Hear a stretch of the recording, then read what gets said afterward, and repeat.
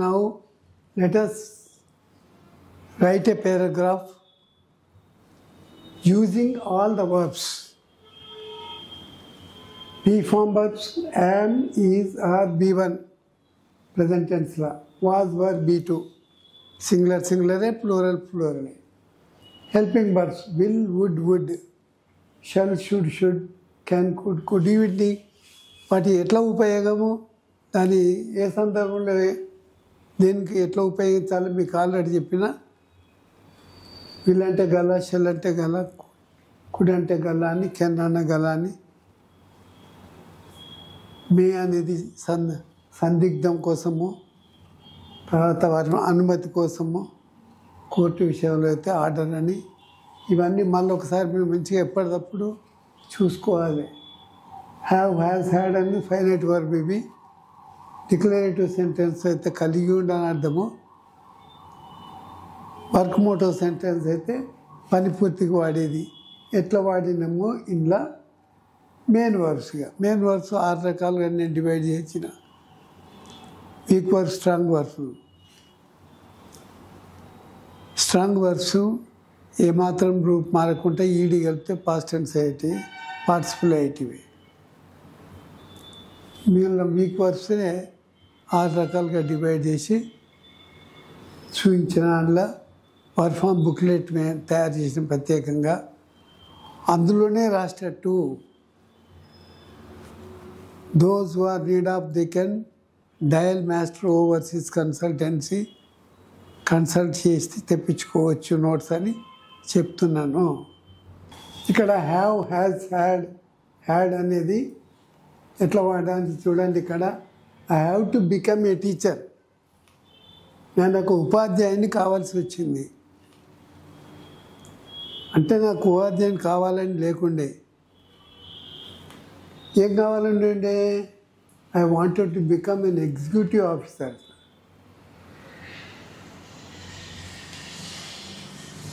ఇక్కడ I wanted to become an executive officer. Wanted అనేది main verb past టెన్స్లో వాడినాం.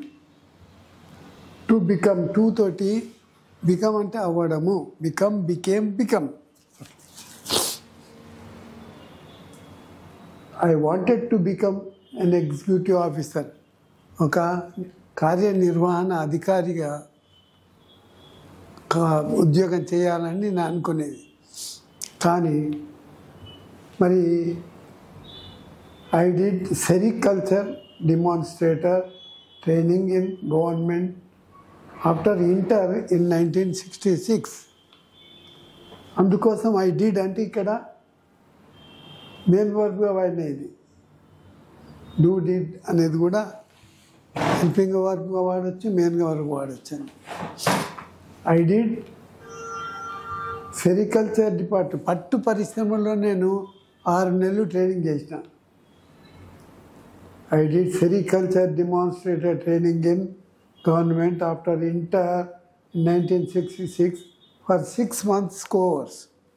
6 నెలలు, 4.5 months సాధన హిందూపూర్లో ఉంచిండ్రు. కర్ణాటక బార్డర్ అది. 10 కిలోమీటర్లు దాటితే కర్ణాటక వస్తుంది. అక్కడ 4.5 months ఉన్నాం మేము. పట్టు పరిశ్రమ ట్రైనింగ్ చేసిన. అక్కడి నుంచి 15 రోజులు షాద్నగర్లో వచ్చాం. టెర్రా సిల్క్ ట్రైనింగ్ ఇచ్చారు ఇక్కడ. తర్వాత 1.5 months వరంగల్ డిస్ట్రిక్ట్ వెంకటాపూర్ అని ఉంది. అక్కడ ఎరీ సిల్క్ సెంటర్ ఉంది. అది మొత్తం తిప్పి 6 months ట్రైనింగ్ చేసినాం. As there was Bangladesh separation from Pakistan, India supported Bangla using our army.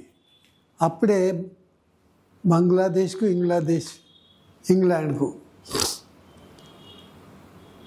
అరే పాకిస్తాన్ బంగ్లాదేశ్తో కలిసి ఉంది. అది పశ్చిమ పాకిస్తాన్, ఈ తూర్పు పాకిస్తాన్ అనేది. ఈ తూర్పు పాకిస్తాన్ బంగ్లాదేశ్ నుంచి విడిపోయింది. అది స్వాతంత్రం రాకముందే బ్రిటిష్ వాడు విడదీసి మనకి ఇచ్చింది. అది బంగ్లాదేశ్ అని. బెంగాల్లో భాగం అది.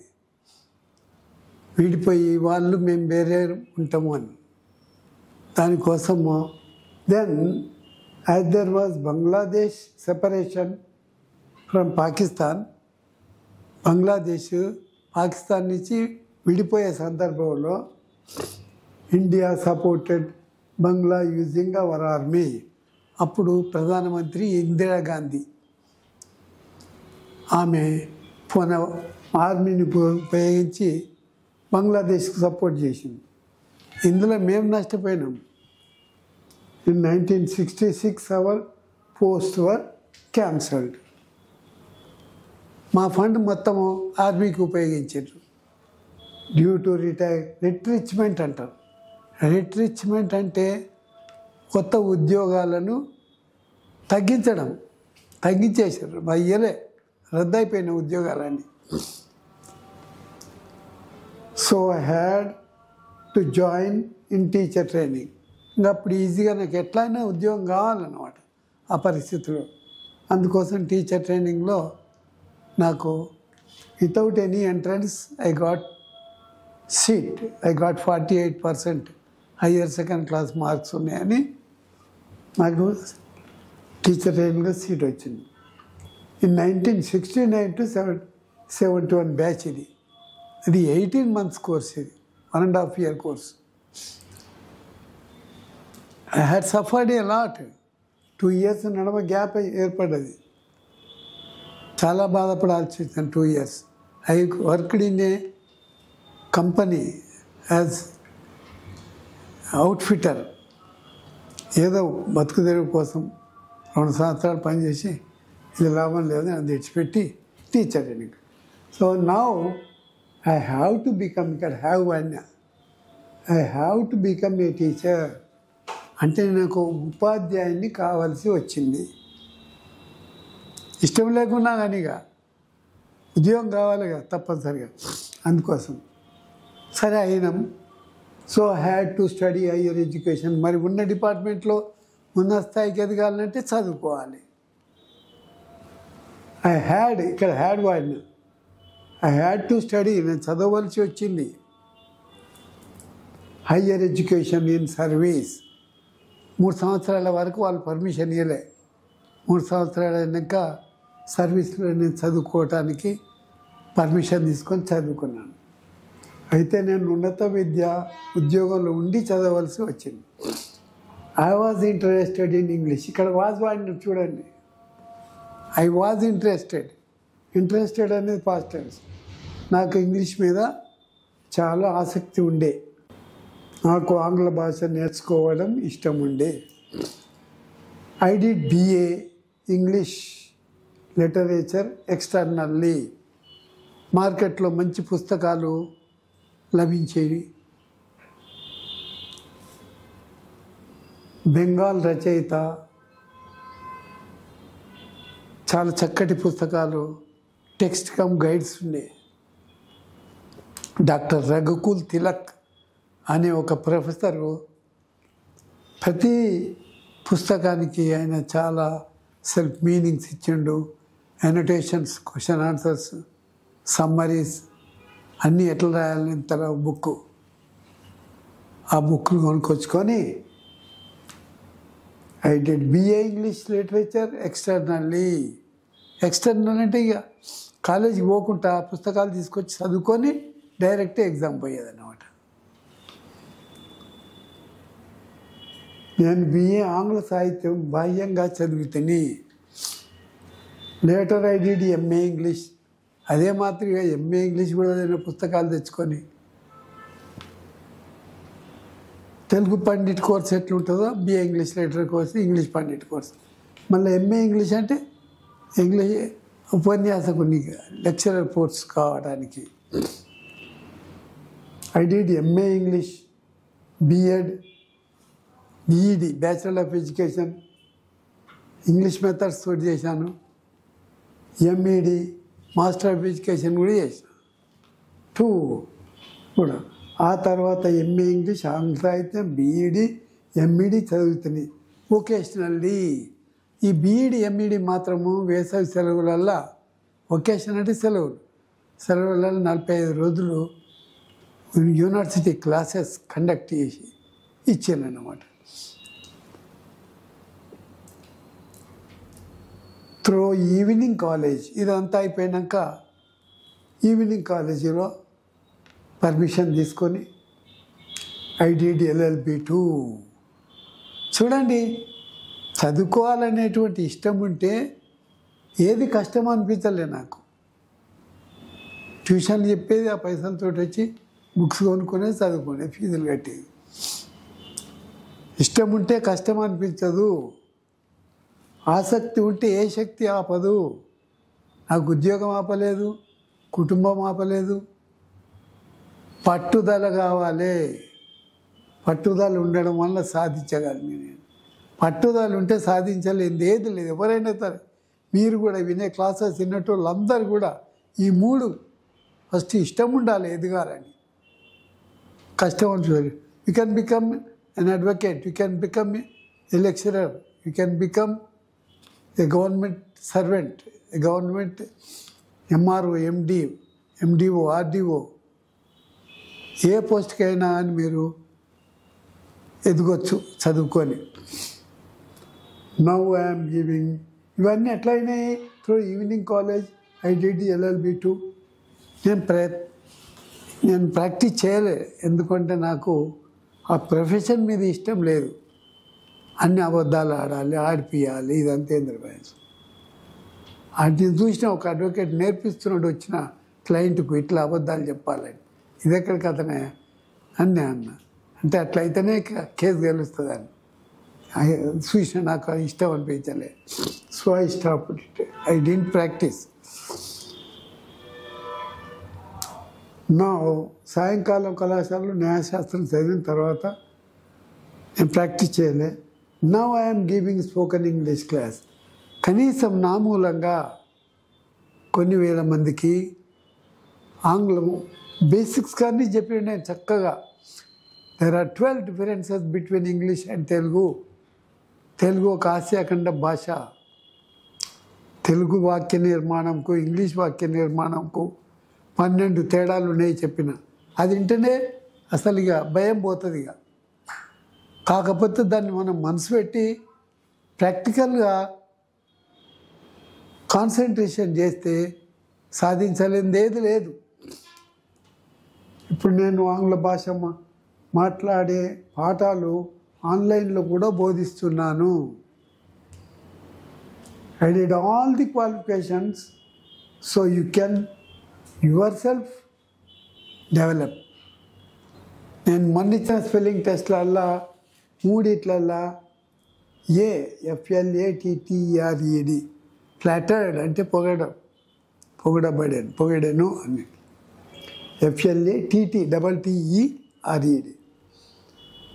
హైటన్ HEIGHTN హైటన్ ఉన్నత స్థాయి.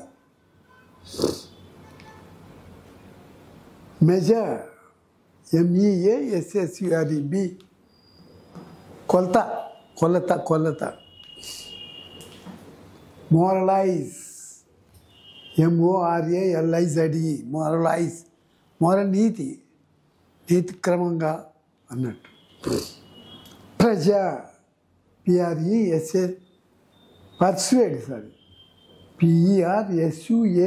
పర్స్యూడ్ పరిశీలన చేయడం. చెక్ చేసుకోండి, మీరు తప్పిపోతే 5 సార్లు రాయాలి. Choose the correct spelling. I will give correct answers next day. Then you can check and write correct answers. After checking correct answers, write them each one 5 times with the meaning. ఇవి నేర్చుకోవాలి. మరి violate అనేది ఉంది, spelling ఏదో guess చేయాలి. రేపిస్తా నేను check చేసుకోవాలి.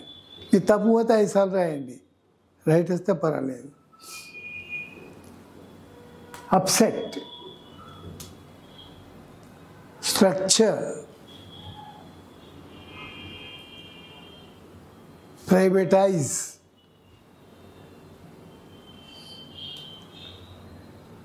ఆఫిసియేట్. వీటి అర్థాలు కూడా మీరు గూగుల్లో చెక్ చేయొచ్చు. శంకర్ నారాయణ డిక్షనరీ అన్నీ దొరుకుతుంది. 375 రూపీస్కు. కోటిలో ఆంధ్ర బ్యాంక్ పక్కకు Raj Kamal book depot, Neel Kamal book depot అని 2 ఉంటాయి. లేదా దాచేపల్లి వాళ్ళదంటే అయినా ఉంటుంది. చాలా చక్కగా మీనింగ్స్ ఇచ్చిండ్రు వాళ్ళు.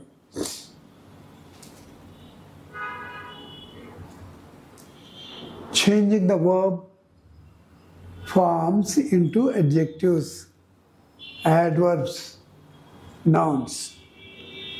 ఒక వెర్బ్ ఇచ్చినా, ఒక నౌన్ ఇచ్చినా మిగతా వాటిలో మార్చరావాలి. వెర్బ్ టేస్ట్ అనేది ఉంది, రుచి. నౌన్లో టేస్టర్, అడ్జెక్టివ్లో టేస్ట్ఫుల్, రుచికరంగా. యాడ్వర్బ్ టేస్ట్ఫుల్లీ, రుచిగా అన్నట్టు. థ్యాంక్ కృతజ్ఞత, పెర్ఫామ్. థ్యాంక్ఫుల్ కృతజ్ఞతతో.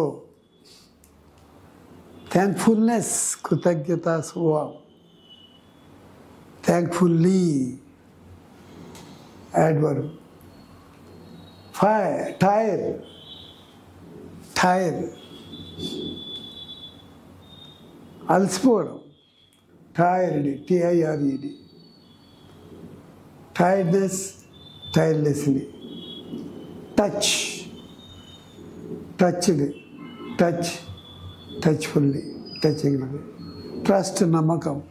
వీటిలో కరెక్ట్ సెలెక్ట్ చేసుకొని మీరు యూజ్ చేయండి. ప్రిపోజిషన్స్.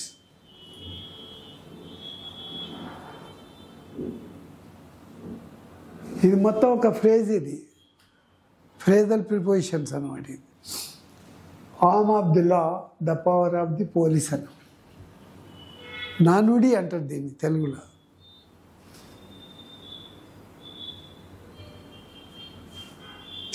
బలాన్ని ఉపయోగించడం అనేది పోలీస్ వాళ్ళ చర్య, పోలీస్ చర్య వల్ల. మరి ఆడ కొట్లాట్లు అవుతున్నాయి, పెద్దగా గొడవ అవుతుంది. ఎవరు చెప్తే వాడు ఇంటలేడు. లాఠీ చార్జ్ అంటే ముందు కర్రల కింద టెర్రర్గా కొడతారు పోలీసు వాళ్ళు. వచ్చి అందరు దాస్తూనే ఉంటారు. ఎవ్వడు వస్తాడు దెబ్బకి అందరు ఎక్కడ వాళ్ళు ఎక్కడ వస్తారు. అది పోలీసులు చాలా అట్లా.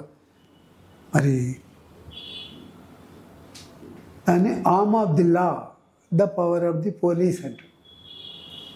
To Sardar Patel in 1948, then Union Home Minister, merged Hyderabad, Deccan, Nizam's government by his arm of the law.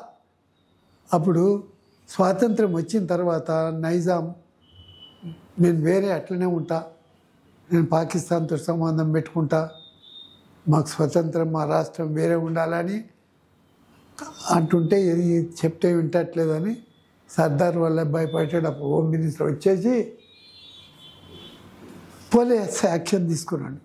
Military వచ్చేసింది, సరెండర్ కమ్మని అడిగాడు. నైజాం సరెండర్ అయిపోయాడు. మన తెలంగాణ ప్రాంతాన్ని మొత్తం యూనియన్లో కలిపేసాను, భారతదేశంలో కలిపింది అన్నమాట. దానికి arm of the law, power of the police అంటే ఇక్కడ పోలీస్ బలగాన్ని ఉపయోగించి చర్య తీసుకున్నారు. దాన్ని ఆర్మ్ ఆఫ్ ది లా అంటారు. పోలీస్ చర్య తీసుకొని చేశారు.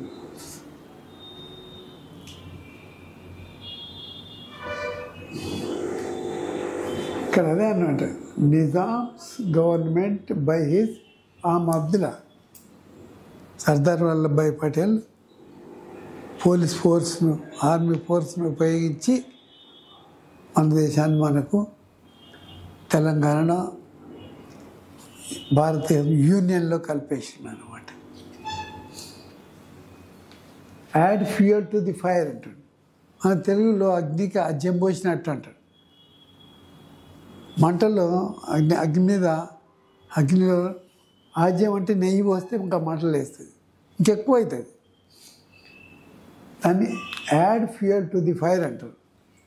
అగ్నికి ఆజ్యం పోసినట్లు ఒకరి పరిస్థితిని ఇంకా అధ్వాన్నం చేయడం కూడా. యుఎస్ఏ ప్రెసిడెంట్ ట్రంప్ పెద్ద అక్షరం ఉండాలి. Trump's action on Indian students makes add to fuel to the fire. America అధ్యక్షుని యొక్క చర్య విద్యార్థులపైన రోజుకో తిరిగిస్తున్నాడు. మొన్నటి రోజు నేను సగం మందిని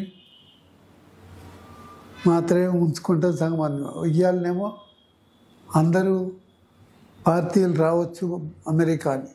అమెరికా విదేశీయులు వస్తేనే అమెరికాలో బిజినెస్ బాగా నడుస్తుంది అట్లా అంటాడు. మనకి ఇష్టం వచ్చినట్టు అనమాట. ఇక నోటికి ఏది వస్తే అదే. ఆయన సుప్రీం పవర్స్ ఉంటాయి ఆయనకు.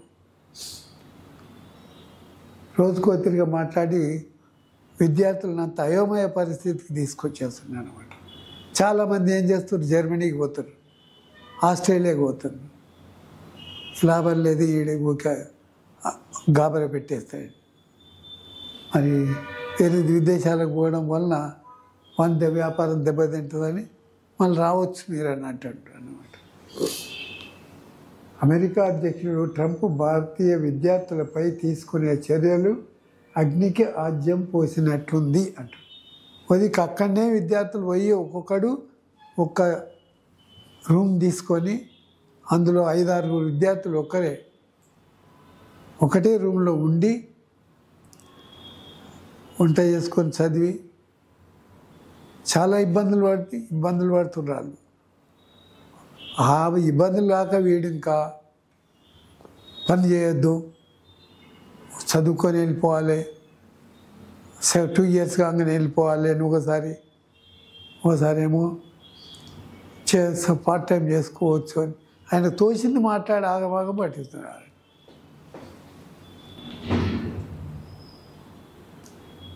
USA President Trump's actions on Indian students makes add fuel to the fire. America అధ్యక్షుడు ట్రంప్ భారతీయ విద్యార్థులపై తీసుకునే చర్యలు అగ్నికి ఆజ్యం పోసినట్లుంది అని దాన్ని add fuel to the fire అని. ఈడియం నానుడి ఏ గోల్డెన్ షేక్ అంటాడు. ఇక్కడ ఉద్యోగ విరమణ చేసే వారికి ఇచ్చే పెద్ద మొత్తం పోస్టల్ డిపార్ట్మెంట్ వాళ్ళు ఇప్పుడు చాలా రోజులు మారిపోయాయి. ఇప్పుడు ఉత్తరాలు ఎవరు రాస్తుండ్రు, ఒక మెసేజ్ కొడితే పోతూనే ఉండే త్రూఅవుట్ ఇండియా, ఎక్కడే అంటే అక్కడికి క్షణాలలో వెళ్ళిపోయే రోజులు. ఉత్తరాలు ఏడున్నాయిగా, పోస్ట్ లేదు, ఉత్తరాలు లేవు. వాళ్ళు రాసిన తక్కువ ఆఫీషియల్ లెటర్స్ కూడా ఇమీడియట్గా ఇప్పుడు ఆఫీసులో